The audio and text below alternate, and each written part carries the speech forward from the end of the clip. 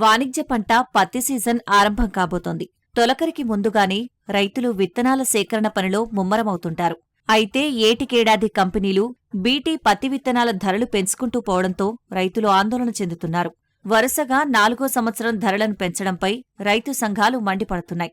గిట్టుబాటు ధరలు దక్కక తెగుళ్లు, వాతావరణ సమస్యలతో నష్టాల్లో కూరుకుపోయిన రైతులకు పత్తి విత్తన ధరల పెంపు ఆందోళన కలిగిస్తోంది. 2020-21లో 475 గ్రాముల బీటీ పత్తి విత్తన ప్యాకెట్ ధర రూ. 730 2021-22లో రూ. 767, 2022-23లో రూ. 810 పెంచారు. 2023-24లో రూ. 43 పెంచడంతో విత్తనాల ప్యాకెట్ ధర రూ. 853 చేరింది.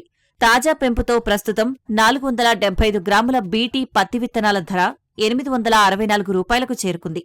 సాధారణంగా రైతులు ఎకరాకు 750 గ్రాముల నుంచి 900 గ్రాముల విత్తనాన్ని వాడతారు.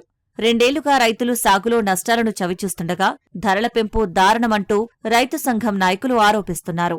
తెల్ల బంగారం అని చెప్పుకునే పత్తి ఈ సంవత్సరం రేటు విపరీతంగా పెంచడం జరిగింది.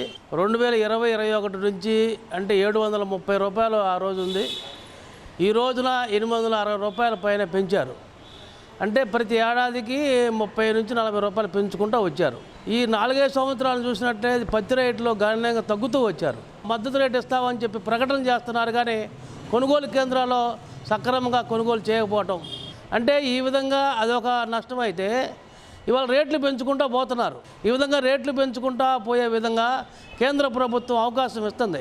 ఈరోజు కార్పొరేట్ సంస్థ చేతిలో బీటీ పత్తి విత్తనాలు వెళ్ళిపోయినాయి. గతంలో నాన్ బీటీ ఉన్న తర్వాత గిట్టుబాటు అయ్యేది. కార్పొరేటర్కి అనుకూలంగా కేంద్ర ప్రభుత్వం ఎప్పుడైతే ఉందో రైతులకి ఇవాళ నడ్డి విరిగే విధంగా మళ్ళీ వచ్చే పరిస్థితి కనపడుతుంది.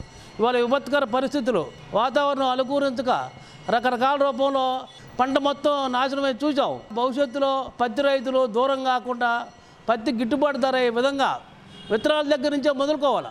అందుకే విత్తనాల రేటుని పెంచకుండా గతంలో ఉన్న మాదిరిగానే రూ. 650, 450 గ్రాముల ప్యాకెట్ అమ్మే విధంగా ఉండాలని చెప్పి కేంద్ర ప్రభుత్వం చర్యలు తీసుకోవాలా.